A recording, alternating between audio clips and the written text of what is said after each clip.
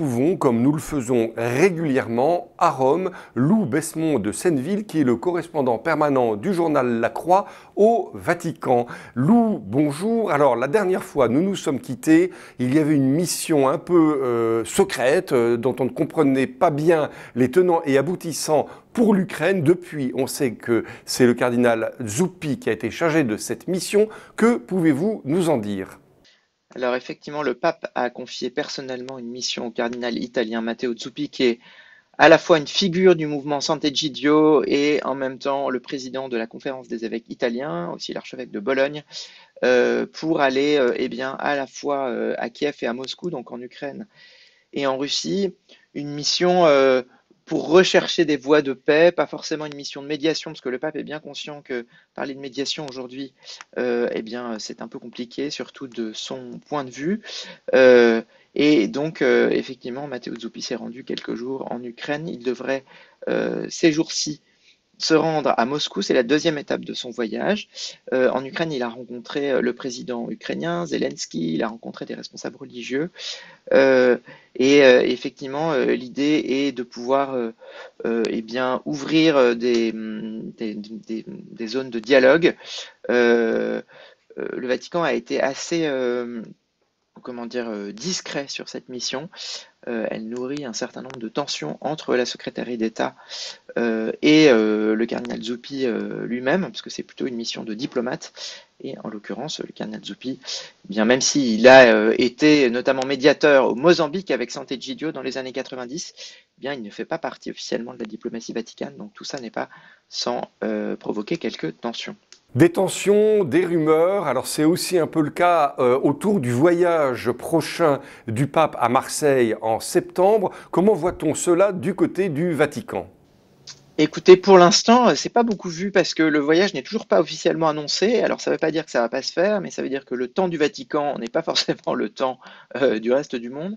Et donc, pour l'instant, voilà, c'est pas vraiment le sujet parce qu'il y a deux autres voyages avant, le voyage à Lisbonne pour les JMJ début août et puis le voyage en Mongolie fin août, quelques jours.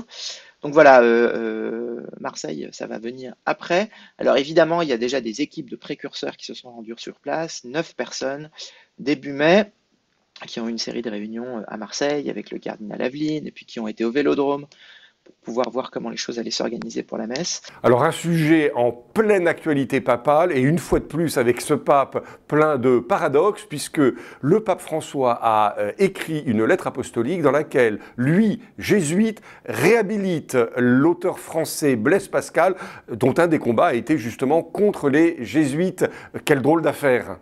Effectivement, ça a été l'une des surprises de ces derniers jours avec la publication lundi de ce texte sur Blaise Pascal, une lettre apostolique donc de 13 pages en français, traduit dans toutes les langues, mais en français ça fait 13 pages, sur la figure de Blaise Pascal, sur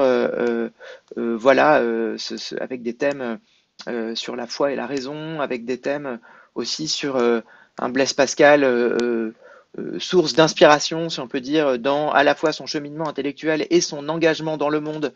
C'est vrai que Blaise Pascal a aussi été pas mal engagé auprès des plus pauvres. Alors c'est assez intéressant de voir ce texte parce que ce texte, dans ce texte, c'est vraiment le Pascal des pensées, le Pascal du Paris pascalien qu'on connaît, ce Pascal qui fait le pari de la foi, et moins le Pascal des provinciales qui a été le Pascal très très critique des jésuites. Mais on sent bien qu'il y a une volonté, du pape euh, d'aller au-delà de ces querelles entre Port-Royal et les jésuites qui remontent quand même à presque 400 ans. Difficile de terminer notre entretien sans évoquer, bien sûr, la santé du pape qui a été à l'hôpital Gemelli pendant quelques jours.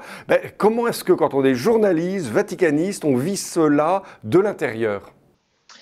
Écoutez, quand le pape est à l'hôpital, lorsqu'on est journaliste, tout s'arrête parce que notre activité de journaliste, de vaticaniste, est quand même beaucoup centrée autour du pape, autour de sa parole, autour des visites qu'il a fait, de ce qu'il fait pas, de ce qu'il dit pas. Donc voilà, c'est ça vaticaniste, hein, c'est quand même suivre un homme qui est pape et expliquer ce qu'il fait, ce qu'il fait pas, ce qu'il dit, ce qu'il ne dit pas. Donc quand le pape est à l'hôpital, tout s'arrête d'une part.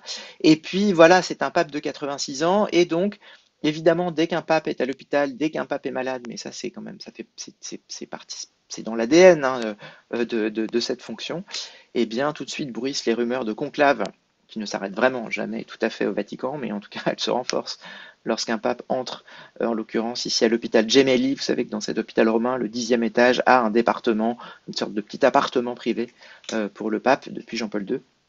Et donc voilà, effectivement, c'est tout de suite des rumeurs de conclave de suite, parce que le pape, voilà, est l'un des rares sur cette terre à avoir le pouvoir jusqu'au dernier jour de sa vie, sauf s'il démissionne.